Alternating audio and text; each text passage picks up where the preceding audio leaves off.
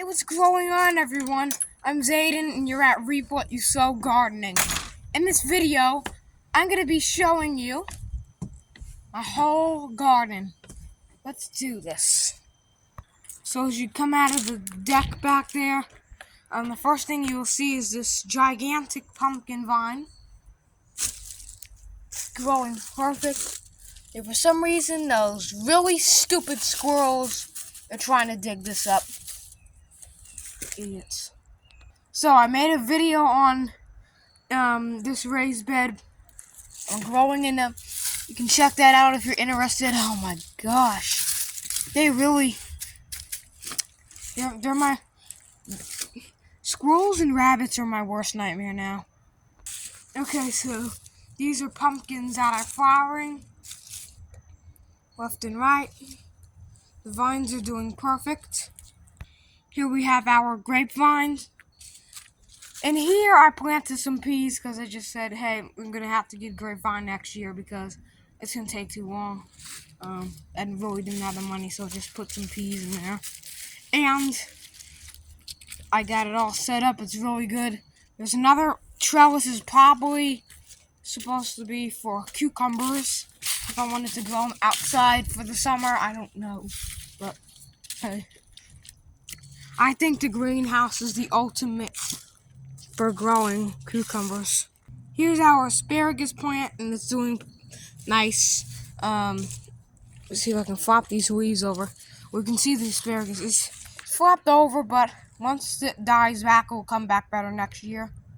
We have our fall crops like Cherokee purple tomatoes, kale, spinach, lettuces, collards, mustards, other things. I think that's even a cabbage back there. Homemade drip irrigation system. Wow. You see it dripping water?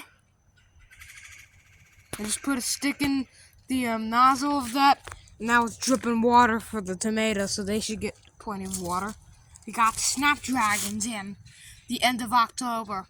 Snapdragons. I could do it. And we have the German Queen tomatoes. They're making. Let's see what else that we can find. Over in the distance, that's the Rose of Sharon bush. It's not doing so good. I mean, duh, because it's fall. But we have our compost, another compost. Yes, I know, we have two because we're a really big farm here. The dirt rose, however, I mean, they're mellowed out, you know. I took the cub farm all over here and, you know, did some work a little bit. But, as you can see, what was that just flew off of here? These are German Queens I grew from suckers. So, I'm gonna see if I can make a video tomorrow or later today on growing tomatoes from suckers. Wow, look at the pretty sight.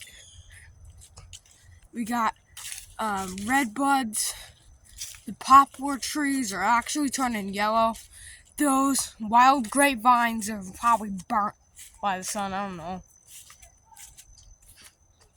Everything yellow you see is a mixture of wild grapevines, porcelain berry vines, and red bud trees. And you can see our dogwood tree is touching our spectrum wires for some reason. I don't know why. These are poisonous. I think it came up on the news one time. It's you can touch it, but just don't squeeze the fruit. This is American bittersweet. Let me see if I can find what the berries look like. Out here. See, I don't know. They're like a red berry that kind of looks like an orange. Like when you open an orange, but it's like red inside. So it's like orange slices, halves, and stuff. It's weird. But yeah, we have our Empress Tree over here. It's doing good near our flood pond thing. I mean, you know. And some people may not believe me. This greenhouse was put up before. Alright? This came from a sucker in the ground.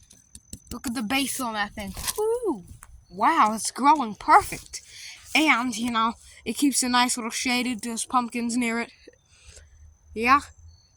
This Empress Tree grows fast. That's really fast. I don't plant trees in ground, so you know me. So that's why, I just left it there. You can tell it's a wild tree if I don't plant it in ground. I don't usually plant trees in ground. I did once, and that was a blueberry. One time I did a fig, and the fig died, but I still got my other fig trees growing big. So we got more pumpkins. Shall we go inside the greenhouse? Yes? Alright. Before we enter, the blueberries are doing good. Potatoes in containers. This pumpkin vine is actually coming back. Eggplants, figs, orange tree, yeah, everything needs a little water. Pineapples, papaya, there's ginger in there, strawberries, parsley, basil, and oregano, papaya, strawberry, fuchsias, lavender, pumpkin, strawberries, eggplants, peppers, and cabbage. Cucumbers. Look at these things. They're making fruit in October, guys. In October. I don't live in Florida. This ain't tropical climate. But it is tropical climate, in a greenhouse, so they're making. This is North Carolina's central. They think it's tropical, because it's tropical in this greenhouse. And that's why, they're growing so well, and they made so much fruit. The same thing with these peppers. Tell me you never saw a better pepper like that in your life. I mean, look how beautiful that is. I got pretty large hands. I can't fit my hand around that. And I'm not joking. Look. I can barely fit my hand around it.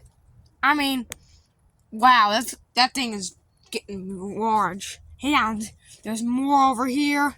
There's more over here. It's just a pepper frenzy, and I made a mistake. This is not banana pepper or bell pepper. This is actually Italian cubanelle, so I'm making mistakes. This is Italian, cubanelle pepper. It's doing great. Our orange tree looks nice, Looks pretty good for the most part. I'm gonna go in our food plot now. So as soon as you enter the food plot, or, before, you got this tomato tree. Yes, it's a tomato tree. This is the beefsteak tomatoes, and, my neighbor has a frenzy. My neighbor over here has a frenzy of them, but they're growing good here.